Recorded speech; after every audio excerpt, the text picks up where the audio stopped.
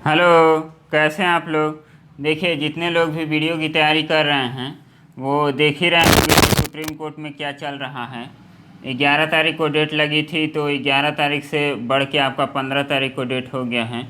तो आप लोग इसका अपडेट आप लोगों को मिल ही जा रहा होगा। तो क्लास इसीलिए बंद भी किया गया था कि जो भी डिसीजन हो 11 तारीख को आ जाए। पॉसिबिलिटी जताई जा रही थी कि आ जाए, उसके बाद क्लास स्टार्ट किया जाए ताकि सारे लोग देखें। तो चलिए, इस तरह इंतज़ार हम लोग करेंगे तो काफ़ी ज़्यादा देर हो जाएगा। आपसे कोशिश करते हैं कि हम आप लोगों को डेली कंटेंट प्रोवाइड करें और आप लोगों की जो तैयारी है वो फिर से एक रफ्तार में बने। और इतना मान के चलिए कि 3 से 4 महीना आपको टाइम मिलने वाला है। जो मिला है इसको हम लोग बेस्ट यूटिलाइज करें और इस बार सिलेक्शन लें अच्छे से। तो चलिए हम लोग इसको सॉल्व करते हैं और देखते हैं कि क्या इस पजल में है और इस पजल को सॉल्व करने का बेस्ट अप्रोच क्या है। आप सभी जानते हैं कि हम आप लोगों को पजल कैसे समझाते हैं और कैसे सॉल्व करने की कोशिश कराते हैं।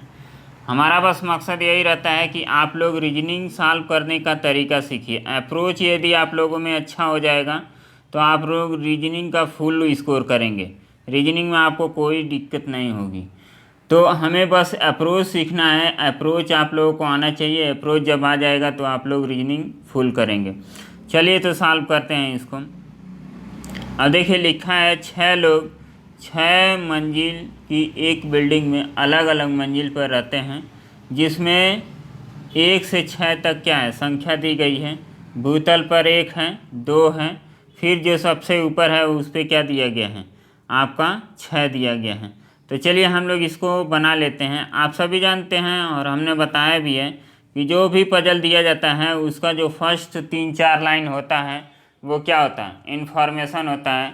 और उसमें बताया जाता है कि पजल आपका किस टाइप का है। सर्कुलर अरेंजमेंट है, लीनियर अरेंजमेंट है, बॉक्स अरेंजमेंट है या वर्टिकल, ये सब बताया जाता है। तो इससे आइडिया लग जाता है कि हाँ पजल को कैसे सॉल्व करना है। उसके बाद यहाँ से देखेंगे तो ये क्या है सब कंडीशन है। तो इसको भी हम लोग देखेंगे और कंडीशन को 1 बाय 1 नोट कर लेंगे, हम जैसे बताते हैं आप लोगों को, ताकि पजल बार बार ना पढ़ना पड़े।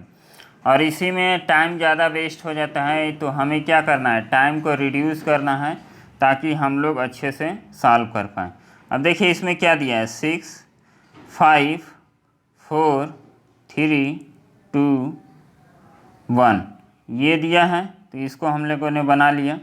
उसके बाद इसको हम लोग क्या किए, ऐसे बना लिए। अब देखिए पजल को आपको ऐसे ही बनाना है और ऐसे ही आप लोग क्या करेंगे सजाएंगे। अब जिसका भी डाटा आप लोगों को कंफर्म मिलेगा उसको क्या करेंगे इसमें पजल में फिट कर देंगे, और जिसका डाटा आप लोगों को कंफर्म नहीं मिलेगा उसको हम लोग साइड में नोट कर लेंगे। तो यहाँ पे देखिए क्या दिया है, क्यू आर की मंजिल के ठीक नीचे रहता है। क्यू क्या है, आर की मंजिल के ठीक नीचे रहता है। तो क्यू यहाँ पे हम लोग बना लिए। आर आपका कहाँ हो गया, यहाँ हो गया। साइड में एरो ये लाइन खींच दिए ताकि इससे पता चलता है कि ये क्या है ऊपर नीचे हैं एक दूसरे के। फिर जिसकी उम्र 5 वर्ष है, किसकी उम्र, आर की उम्र कितनी है 5 वर्ष है, यही बताया जा रहा है। केवल 2 लोग क्यू और यू के बीच में यू और क्यू के बीच में रहते हैं, केवल 2 लोग। तो 1 और 2 अलग से भी आप नोट कर सकते हैं, क्यू और यू को लिख के उसमें 2 लोग।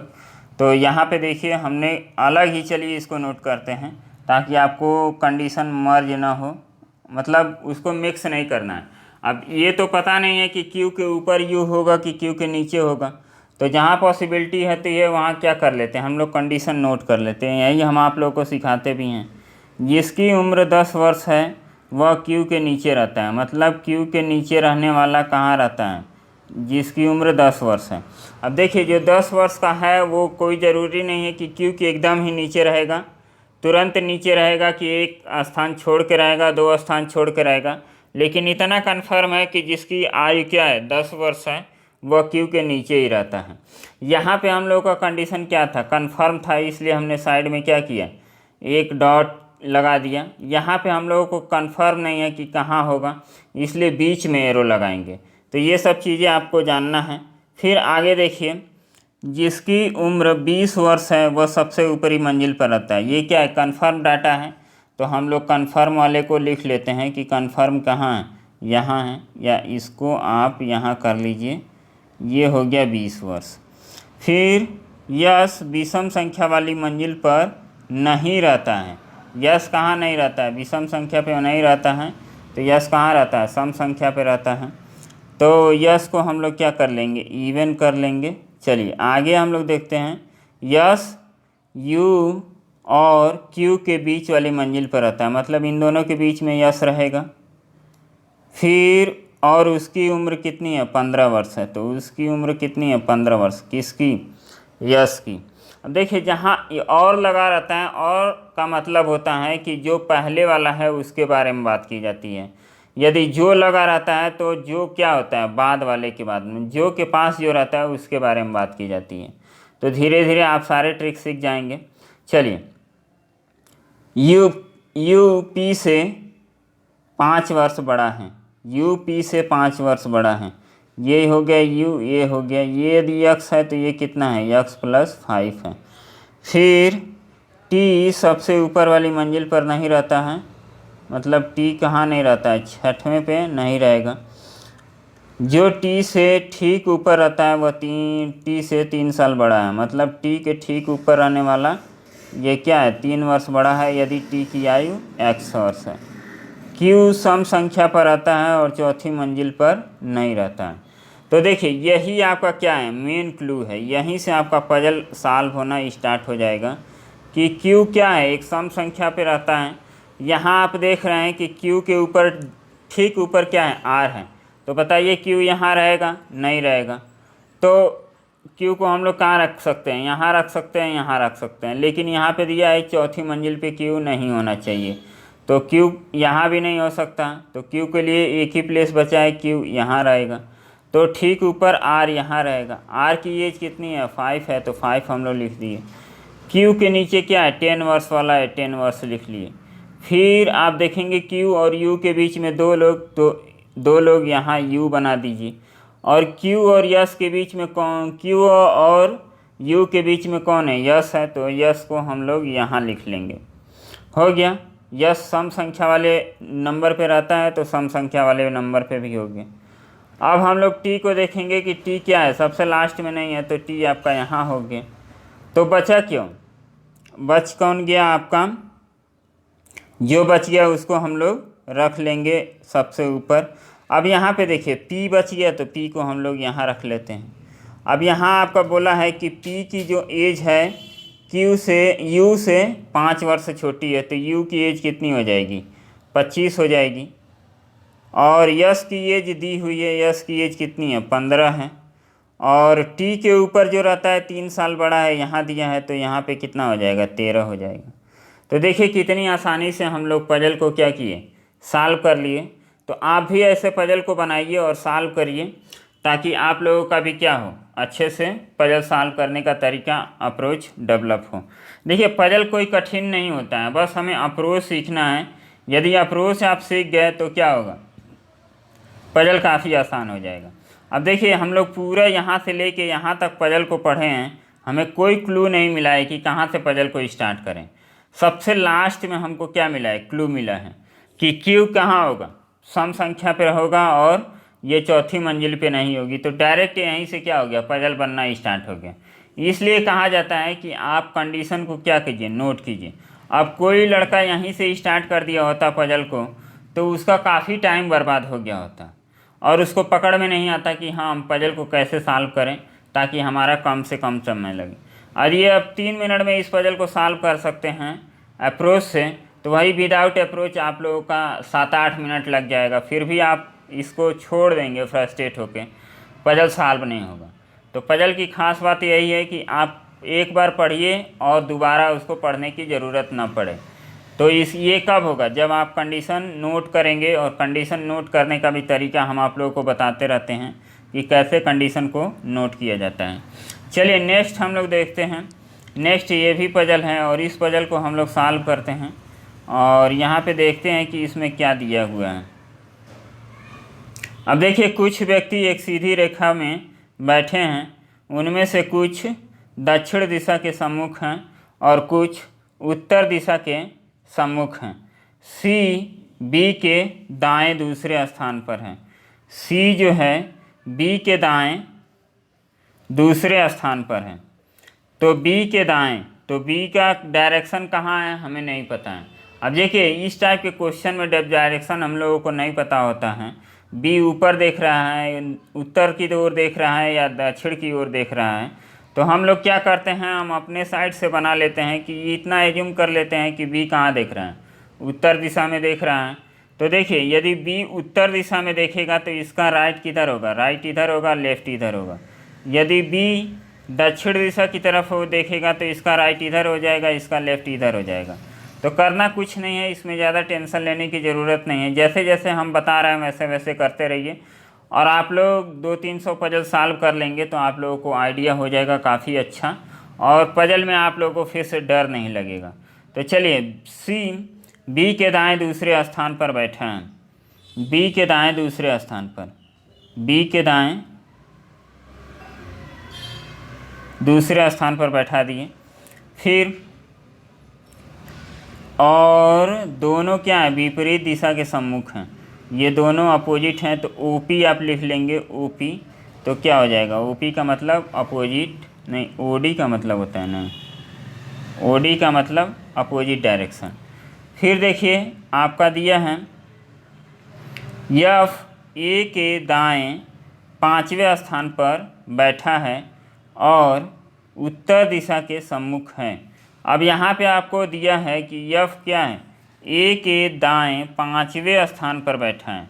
तो इसमें भी देखिए ए किधर देख रहा है ये हमें नहीं पता है, तो ए को हम लोग एज्यूम कर लेते हैं कि ये कहाँ देख रहा होगा, नॉर्थ की तरफ, ऐसा एज्यूम कर लेते हैं। बाकी हम लोगों को जब कंडीशन में पता चल जाएगा कि ये किधर देख रहा है तो हम लोग उसके अकॉर्डिंग हम लोग बना लेंगे। ए के दाएं 5वें स्थान पर, तो 5वें स्थान पर मतलब 4 लोग होंगे बीच में, और कौन है, एफ है। तो इधर हो गया, डायरेक्शन हम लोग बनाते जाएंगे ताकि हम लोग को क्या हो, बाद में दिक्कत ना हो। फिर आप देखेंगे और उत्तर दिशा के सम्मुख है, और उत्तर दिशा के सम्मुख है मतलब एफ के बारे में बात हो रही है। तो एफ किधर देख रहा है, उत्तर डायरेक्शन में, यहाँ एफ का डायरेक्शन हमें पता हो गया। फिर हम देखेंगे जी बाएं छोर से 9वें स्थान पर बैठा है, 9वें स्थान पर, तो 8 लोग यहाँ होंगे और जी यहाँ होगा, तो 9वें स्थान पर बाएं छोर से हो गया। बाएं छोर से 9वें स्थान पर बैठा है और उत्तर दिशा के सम्मुख है। जी का आपको डायरेक्शन भी मिल गया कि जी कहाँ देख रहा है, जी उत्तर दिशा की ओर देख रहा है। डी एच के बाएं 3रे स्थान पर बैठा है और दोनों विपरीत दिशा के सम्मुख हैं। यच डी जो है यच के बाएं 3रे स्थान पर, तो यच डी को हम लोग यहाँ लगाते हैं और यच को यहाँ, और ये 3रे स्थान पर बैठा है और दोनों क्या हैं, विपरीत दिशा में, मतलब अपोजिट डायरेक्शन में इन दोनों का क्या है, सिस्टम है। फिर यहाँ पे देखेंगे आगे, पजल काफ़ी अच्छा है और ऐसे पजल आप लोग सॉल्व करते हैं तो वीडियो का रीजनिंग काफ़ी इजी हो जाएगा आप लोगों के लिए। फिर यहाँ पे देखिए ये सब पीओ लेवल के पजल हैं, तो हम इससे बस आप लोगों का डर ख़त्म करना चाहते हैं कि जब ये इस टाइप का पजल आप लोग सॉल्व करने लगेंगे तो आपके अंदर डर ख़त्म हो जाएगा। आप सभी जानते हैं कि वीडियो के रीजनिंग में हमने 44 क्वेश्चन सही किया था, 45 क्वेश्चन किए थे, केवल 1 क्वेश्चन सही गलत हुआ था और 44 क्वेश्चन क्या हुआ था, सही हुआ था।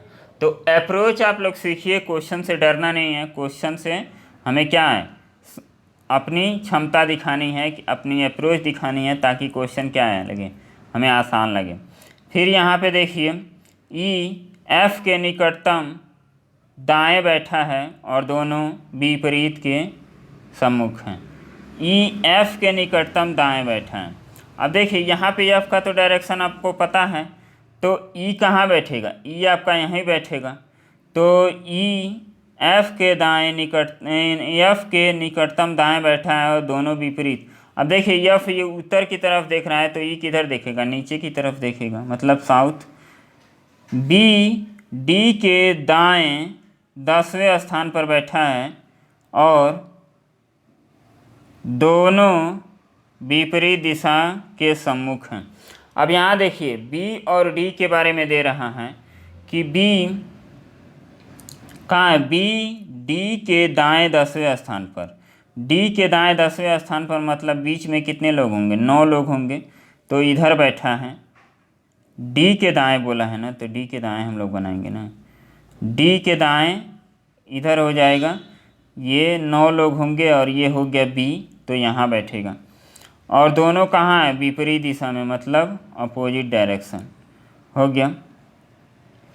ए बाएं छोर पर है।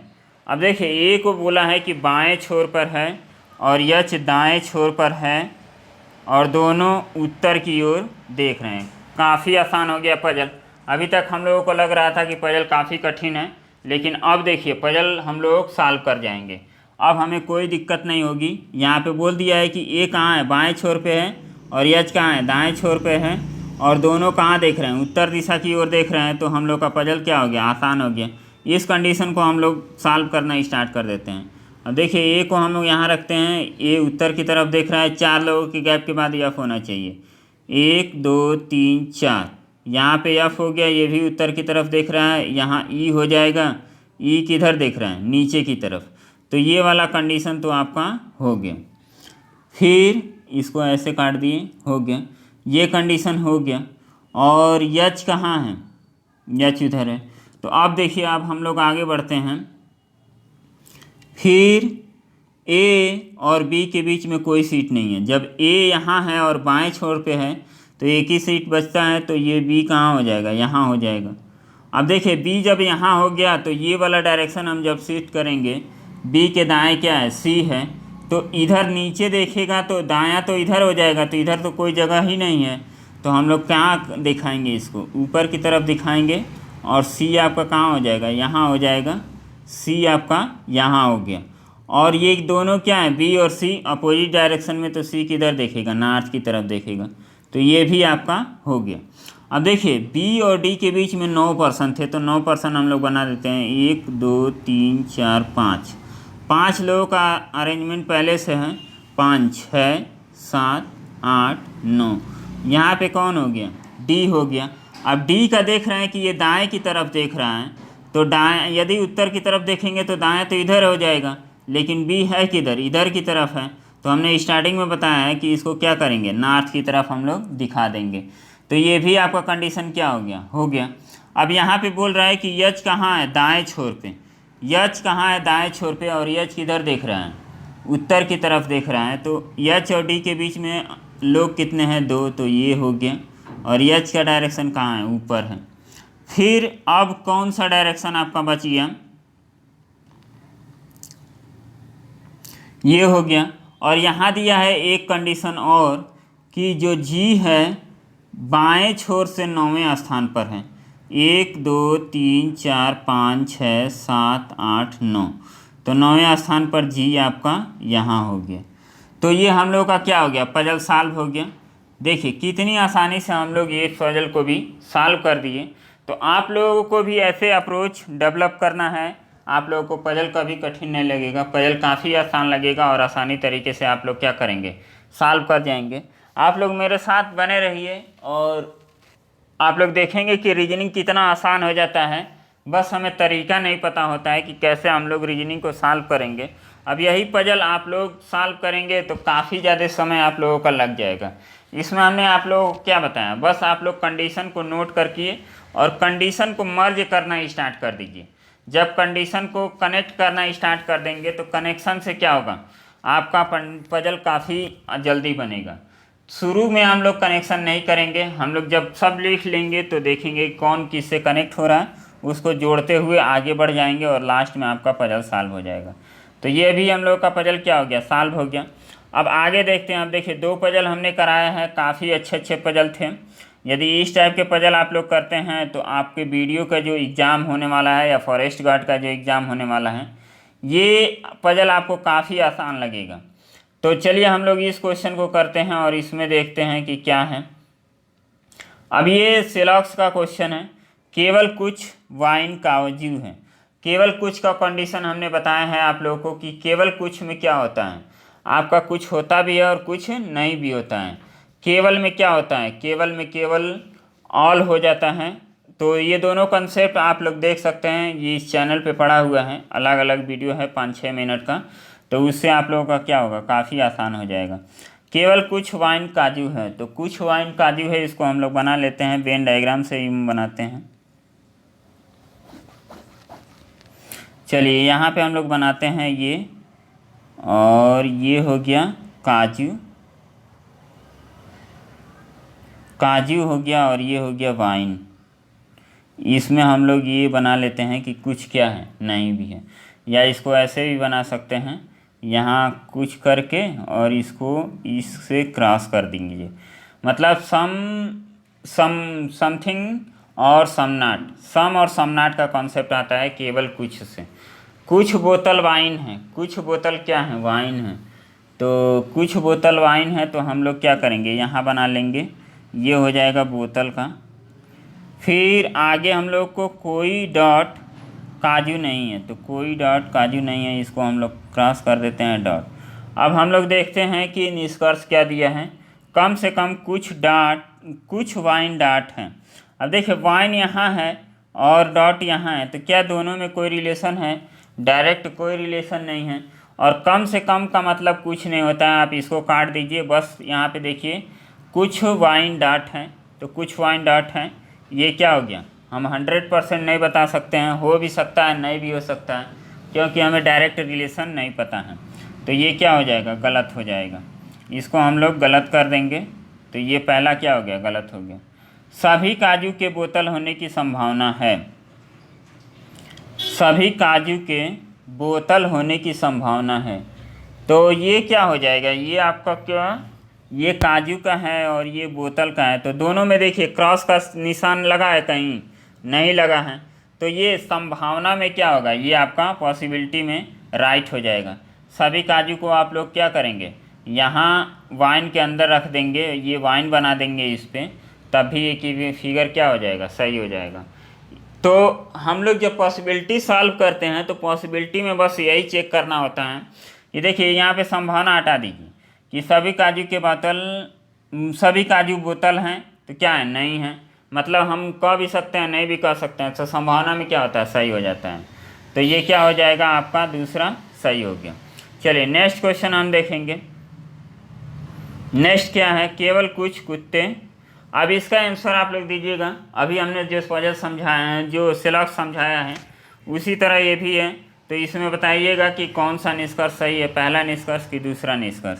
चलिए नेक्स्ट क्वेश्चन हम लोग सॉल्व करते हैं, और इसमें क्या दिया है, यदि अंग्रेजी वर्णमाला के अनुसार शब्द डिस्क्लेमर के सभी स्वर को अगले अक्षर, मतलब यहाँ पे क्या किया जा रहा है, वॉवेल को नेक्स्ट और सभी व्यंजन को कॉन्सोनेंट को बैक किया जा रहा है, पिछले अक्षर में बदल दिया जाता है। कौन सा से अक्षर एक से अधिक बार आते हैं, एक से अधिक बार कौन सा आता है, इसको हमें देखना है। अब देखिए इसको आपको ओरली सॉल्व कर सकते हैं। अब यहाँ पे डी क्या है, कॉन्सोनेंट है, तो डी के पहले क्या आता है, सी आता है, तो सी हो जाएगा।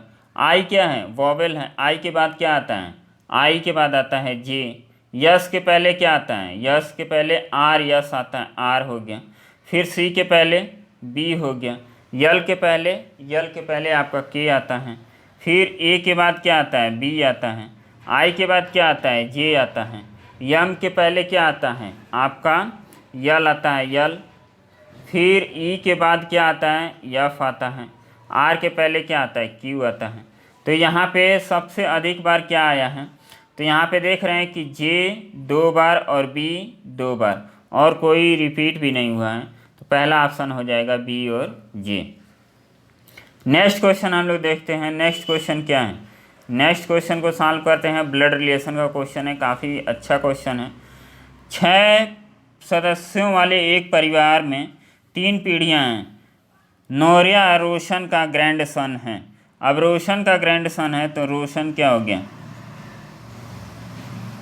ये हो गया ग्रैंड सन, मतलब तीसरी पीढ़ी, तो ये हो गया नोरिया। ग्रैंड सन है मतलब ये क्या है, मेल है।